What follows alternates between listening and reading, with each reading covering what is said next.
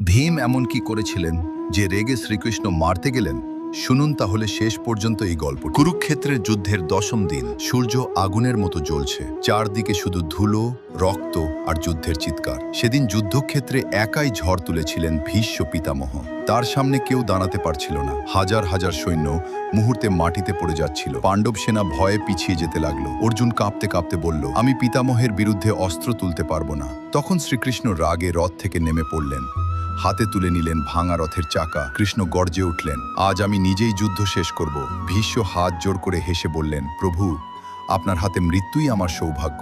অর্জুন চোখে জল নিয়ে কৃষ্ণকে থামালো। তারপর শিখণ্ডীকে সামনে নিয়ে ধনুক তুলল। এক মুহূর্তে আকাশ ঢেকে গেল অসংখ্য তীরে। ভীষ্মের পুরো শরীর তীরে বিদ্ধ হয়ে গেল, কিন্তু তিনি মাটিতে পড়লেন না। তীরের উপর ভেসে রইলেন তিনি, যেন তীর দিয়েই তৈরি হলো এক শয্যা। পুরো কুরুক্ষেত্র স্তব্ধ, বাতাস পর্যন্ত থেমে গেল। ভীষ্ম সূর্যের দিকে তাকিয়ে ধীরে বললেন,